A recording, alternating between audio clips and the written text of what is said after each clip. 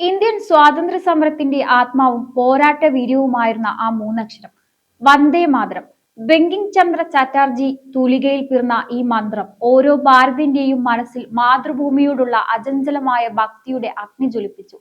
ആയിരക്കണക്കിന് ധീരദേശാഭിമാനികൾ ജീവൻ ബലിയർപ്പിച്ചതിന് ഈ മുദ്രാവാക്യം നെഞ്ചിലേറ്റി മുന്നോട്ടു പോയപ്പോഴാണ് ഇന്ത്യയുടെ ചരിത്രത്തിലെ പ്രഥമ ദേശീയഗാനം എന്ന് വിശേഷിപ്പിക്കാൻ കഴിയുന്ന ഈ ഗാനം ഇന്ന് തന്റെ 150-ാം വാർഷികം ആഘോഷിക്കുമ്പോൾ ഇന്ത്യൻ പാർലമെന്റിൽ ഒരു ചോദ്യം കൊടുങ്കാറ്റായി ഉയരുകയാണ്.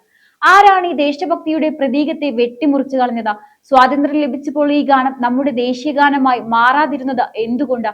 നെഹ്റുവിന്റെ നേതൃത്വത്തിലുള്ള അന്നത്തെ കോൺഗ്രസ് ഭരണകൂടം സംഗീതപരമായ സൗകര്യങ്ങളും ദുഃഖഭരിതമായ ഈണവും പറഞ്ഞ് ഈ ഗാനത്തെ തള്ളിക്കളഞ്ഞത് കേവലം സാങ്കേതികപരമായ കാരണങ്ങളായിരുന്നു. അതോ ഒരു വിഭാഗത്തെ പ്രീണിപ്പിക്കാനായി ദേശീയ വികാരത്തെ തകർക്കാൻ നടത്തിയ പ്രീണന രാഷ്ട്രീയമായിരുന്നു? ഈ ഗാനത്തെ വെട്ടിമുറിച്ച് ദേശീയ ഗീതമായി മാത്രം പ്രഖ്യാപിച്ച ആ ചരിത്രപരമായ പിഴവിന് ആരാണ് ഉത്തരവാദി? ഈ ചോദ്യങ്ങൾക്കുള്ള ഉത്തരം തേടി വന്ദേമാതരത്തെ ചുറ്റിപ്പറ്റിയുള്ള ചരിത്രപരമായ സത്യങ്ങളും അതിന് പിന്നിലെ രാഷ്ട്രീയപരമായ നാടകങ്ങളും ഇന്നും കെടാതെ സൂക്ഷിക്കുന്ന ആ ദേശീയ വികാരത്തിന്റെ പ്രാധാന്യവും നമുക്ക് വിശദീകരിക്കാം. ഇപ്പോൾ ഇന്ത്യൻ പാർലമെന്റിൽ പ്രകമ്പനം കൊള്ളുന്ന ചോദ്യം ഇതാണ്. പ്രധാനമന്ത്രി നരേന്ദ്രമോദി ലോക്സഭയിൽ വെച്ച് നടത്തിയ പ്രസംഗം ജവഹർലാൽ നെഹ്റുവിന്റെ നേതൃത്വത്തിലുള്ള കോൺഗ്രസ് ഭരണത്തിന്റെ മുഖംമൂടി വലിച്ചു കീറിയിരിക്കുന്നു. ആദ്യം വന്ദേമാതരത്തെ കണ്ടം തുണ്ടമായി വെട്ടിമുറിച്ചു. എന്നിട്ടാണ് രാജ്യം വിഭജിക്കപ്പെട്ടത് എന്ന മോദിയുടെ വാക്കുകൾ കേവലം ഒരു രാഷ്ട്രീയ ആരോപണമല്ല, അത് ചരിത്രപരമായ ഒരു കുറ്റാരോപണമാണ്. ഒരു ദേശീയ വികാരത്തെ തകർത്ത് ചിലരെ പ്രീതിപ്പെടുത്താൻ നടത്തിയ പ്രീണന രാഷ്ട്രീയത്തിന്റെ ഭീകരമായ സത്യം ഇന്ന് നാം തുറന്നുകാട്ടാൻ പോവുകയാണ്. രാഷ്ട്രീയ ലാഭത്തിനായി മാതൃപൂജ നിഷേധിച്ചു. ഈ ഗാനത്തെ തള്ളിപ്പറഞ്ഞതിന്റെ പിന്നിലെ യഥാർത്ഥ ലക്ഷ്യം നെഹ്റു പറഞ്ഞ ബാൻഡ് സംഗീതത്തിന്റെ പ്രശ്നമായിരുന്നില്ല, മറിച്ച് പ്രീണന രാഷ്ട്രീയമാണ് ഇതിനു പിന്നിൽ പ്രവർത്തിച്ചത്. ഗാനത്തിലെ ഭാരതാംബയെ ദേവതയായി സങ്കല്പിക്കുന്ന വരികൾക്കെതിരെ ചില മതവിഭാഗങ്ങൾ എതിർപ്പുയർത്തിയപ്പോൾ കോൺഗ്രസ് നേതൃത്വം ഭീരുത്വം കാണിച്ചു. ആ എതിർപ്പുകൾക്ക് മുന്നിൽ വഴങ്ങി ഗാനത്തിലെ ദേശീയ വികാരം തുളുമ്പുന്ന ഭാഗങ്ങളെ അവർ വെട്ടിമാറ്റി. രാജ്യത്തിന്റെ വികാരപരമായ അഖണ്ഡതയെ മുറിച്ചു കളഞ്ഞ ഈ നടപടി ഒരു വിഭാഗത്തെ പ്രീതിപ്പെടുത്താനായി നെഹ്റു നടത്തിയ ഒറ്റിക്കൊടുക്കൽ ആയിരുന്നില്ലെങ്കിൽ മറ്റെന്താണ്? ദുർബലമായ ന്യായീകരണങ്ങളുടെ നാടകം. വന്ദേ മാതരത്തെ ദേശീയഗാനമാക്കാതിരിക്കാൻ നെഹ്റു പറഞ്ഞ കാരണങ്ങൾ ചരിത്രത്തെ അപമാനിക്കുന്നതിന് തുല്യമാണ്. 1948 മെയ് 21-ന് പുറത്തിറക്കിയ മന്ത്രിസഭാ കുറിപ്പിൽ അദ്ദേഹം ഈ കാരണങ്ങൾ വിശദീകരിച്ചു. ഒന്ന്, സംഗീതപരമായ സൗകര്യം. വന്ദേ മാതരം ഓർക്കസ്ട്രകൾക്കും ബാൻഡുകൾക്കും പതിവായി വായിക്കാൻ എളുപ്പമുള്ള ഒരു രാഗമല്ല. എന്നാൽ ജനഗണമന ഈ പരീക്ഷണങ്ങളെ തൃപ്തിപ്പെടുത്തുന്നു. രണ്ട്, ദുഃഖഭരിതമായ ഈണം. ഈ ഗാനം വിഷാദം നിറഞ്ഞത്, ദുഃഖഭരിതം എന്നിങ്ങനെ നെഹ്റു വിശേഷിപ്പിച്ചു. ഇത് പോരാട്ട കാലഘട്ടത്തെ മാത്രമാണ് പ്രതിനിധീകരിക്കുന്നത്, സ്വാതന്ത്ര്യത്തിന്റെ പൂർത്തീകരണത്തെ അത്രയല്ല. ആയിരക്കണക്കിന് പേർ ജീവൻ നൽകിയ ഒരു ഗാനത്തെ കേവലം ഒരു ബാൻഡ് വാദകന്റെ സൗകര്യത്തിന് വേണ്ടി തള്ളിക്കളഞ്ഞതും പോരാട്ടത്തിന്റെ ഓർമ്മകൾ വേണ്ടെന്ന് വെച്ചതും രാഷ്ട്രീയപരമായ ഭീരുത്വമാണ്. ഈ ഗാനം ദുഃഖം നിറഞ്ഞതാണെന്നും അത് പോരാട്ടത്തെ മാത്രമാണ് ഓർമ്മിപ്പിക്കുന്നതെന്നും അദ്ദേഹം വാദിച്ചു. പോരാട്ടത്തിന്റെ ഓർമ്മകൾക്ക് പകരം കേവലം വിജയത്തിന്റെ പ്രതീതി നൽകുന്ന ഗാനം തിരഞ്ഞെടുക്കുന്നതിലൂടെ നെഹ്റു നമ്മുടെ ചരിത്രത്തോടും സ്വാതന്ത്ര്യ സമര സേനാനികളോടും ചെയ്തത് നീതികേടാണ്. ആയിരക്കണക്കിന് പേർ ജീവൻ നൽകിയ ഒരു ഗാനത്തെ കേവലം ഒരു ബാൻഡ് വാദകന്റെ സൗകര്യത്തിന് വേണ്ടി തള്ളിക്കളഞ്ഞു. വന്ദേ മാതരത്തിന്റെ ഉത്ഭവം. വന്ദേ മാതരം 1875-ൽ ബങ്കിം ചന്ദ്ര ചാറ്റർജി രചിച്ചു. കവിതയുടെ വിപുലീകരിച്ച പതിപ്പ് 1881-ൽ അദ്ദേഹത്തിന്റെ ആനന്ദമഠം എന്ന നോവലിൽ ഉൾപ്പെടുത്തിയിട്ടുണ്ട്. 1870-കളുടെ തുടക്കത്തിൽ ബംഗാളിൽ ക്ഷാമവും കാർഷിക പ്രതിസന്ധിയും നേരിടുമ്പോൾ മുസ്ലിം ഭരണാധികാരികൾക്കെതിരെ ഹിന്ദു സന്യാസിമാർ പോരാടിയ ഫക്കീർ സന്യാസി കലാപത്തെയാണ് 6 അധിക ഖണ്ഡികകളിൽ ചിത്രീകരിക്കുന്നത്. രാഷ്ട്രീയ ചിന്തകനായ അരബിന്ദോ ഘോഷിന്റെ വന്ദേമാതരം എന്ന കൃതിയുടെ വിമർശനം അനുസരിച്ച് അമ്മേ ഞാൻ നിന്നെ നമിക്കുന്നു എന്ന വരിയോടെയാണ് ഗാനം ആരംഭിക്കുന്നത്. തുടർന്ന് അനുഗ്രഹങ്ങളുടെയും ആനന്ദത്തിന്റെയും ദാതാവായി അവരെ പരാമർശിക്കുന്നു. അമ്മയ്ക്ക് തന്റെ ജനങ്ങൾക്ക് നൽകുന്ന ശക്തിയുണ്ട്. പിന്നീടുള്ള ശ്ലോകങ്ങളിൽ അവളെ ഒരു രക്ഷകിയായി വിശേഷിപ്പിക്കുകയും ദുർഗാലക്ഷ്മി ദേവതകളുമായി താരതമ്യം ചെയ്യുകയും ചെയ്യുന്നു. ഇത് രാജ്യത്തിന്റെ അമ്മ എന്ന വാക്കിനെയാണ് സൂചിപ്പിക്കുന്നത്. അപ്പോൾ മുസ്ലിങ്ങൾ അതിനെ ഇസ്ലാം വിരുദ്ധമായി കാണുന്നത് എന്തിനാണ്?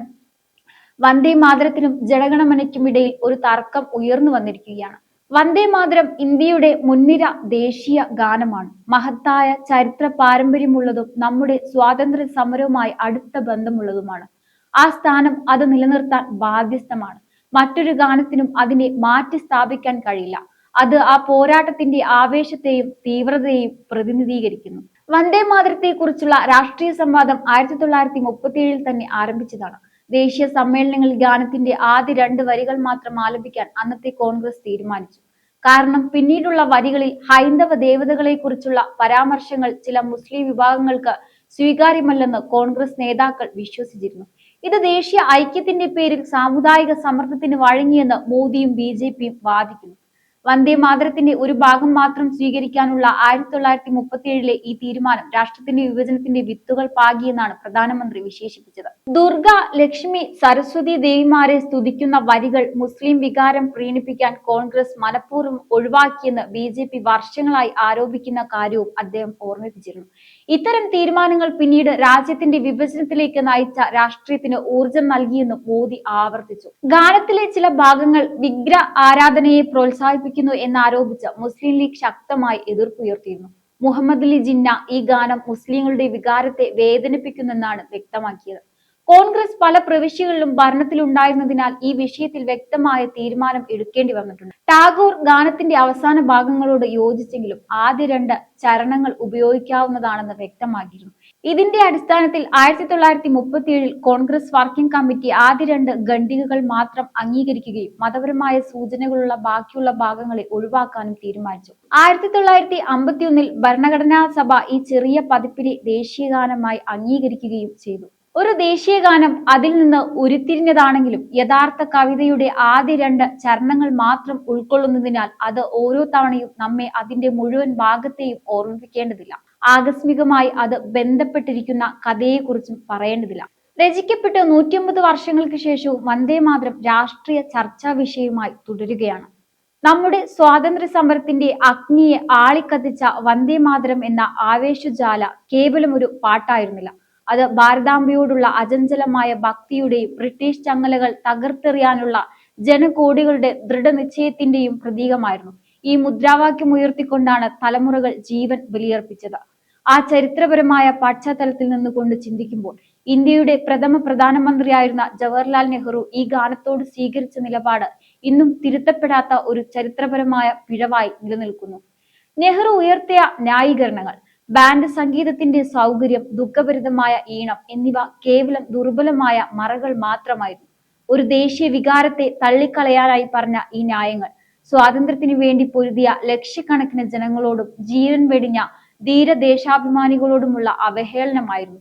രാജ്യത്തിന്റെ വികാരപരമായ അഖണ്ഡതയേക്കാൾ അദ്ദേഹം ഒരു വിഭാഗത്തെ പ്രീണിപ്പിക്കാനുള്ള രാഷ്ട്രീയ ലാഭത്തിന് പ്രാധാന്യം നൽകി. ദേശീയതയുടെ ആത്മാവായി മാറിയ ഗാനത്തെ മതപരമായ എതിർപ്പുകൾക്ക് മുന്നിൽ മുട്ടുകുത്തിച്ച് വെട്ടിമുറിച്ചു കളഞ്ഞ ആ നടപടി പ്രീണന രാഷ്ട്രീയത്തിന്റെ ഏറ്റവും ഭീകരമായ ഉദാഹരണമായി ചരിത്രത്തിൽ അടയാളപ്പെടും. വന്ദേ മാതരം ഇന്നും ഇന്ത്യയുടെ മുൻനിര ദേശീയ ഗാനമായി നിലനിൽക്കുന്നതിന്റെ കാരണം അത് ഏതെങ്കിലും ഭരണഘടനയുടെയോ രാഷ്ട്രീയ തീരുമാനത്തിന്റെയോ ഫലമായല്ല, മറിച്ച് ഈ രാഷ്ട്രത്തിന്റെ ഹൃദയത്തിൽ അത് സ്വയം നേടിയെടുത്ത സ്ഥാനമാണ്. ജനഗണമന നമ്മുടെ ദേശീയ ഗാനമായിരിക്കാം, എന്നാൽ ദേശീയ വികാരത്തിന്റെ തീവ്രയും സമര ചരിത്രത്തിന്റെ ആവേശവും ഇന്നും പേർന്നത് വന്ദേ മാതരം മാത്രമാണ്. നെഹ്റുവിന്റെ ഭരണകൂടം അതിന്റെ ഉള്ളടക്കം വെട്ടിച്ചുരുക്കിയെങ്കിലും അമ്മേ ഞാൻ നിന്നെ നമിക്കുന്നു എന്ന അതിന്റെ ആത്മാവിനെ ഒരു ശക്തിക്കും തകർക്കാനായിട്ടില്ല. നമ്മുടെ മാതൃഭൂമിയോടുള്ള സ്നേഹത്തെയും ഭക്തിയെയും രാഷ്ട്രീയ ലാഭത്തിനായി വിലപേശിയ ആ പഴയ നീക്കങ്ങൾ ഇന്ന് പുതിയ ചോദ്യങ്ങളുമായി ഇന്ത്യൻ പാർലമെന്റിൽ ഉയരുമ്പോൾ ഒന്നുറപ്പാണ്: ചരിത്രം ഒരിക്കലും മാപ്പ് നൽകില്ല. വന്ദേ മാതരം എന്ന ആ വികാരം എല്ലാ രാഷ്ട്രീയ താല്പര്യങ്ങൾക്കും അതീതമായി നമ്മുടെ ദേശഭക്തിയുടെയും സാംസ്കാരിക പൈതൃകത്തിന്റെയും ശാശ്വതമായ പ്രതീകമായി യുഗങ്ങളോളം നിലനിൽക്കും. എന്തായാലും ഈ ഒരു വിഷയവുമായി ബന്ധപ്പെട്ട നിങ്ങളുടെ അഭിപ്രായങ്ങൾ കമന്റ് ബോക്സിൽ രേഖപ്പെടുത്തുക. മറ്റൊരു വിഷയവുമായി വീണ്ടും കാണാം. നന്ദി.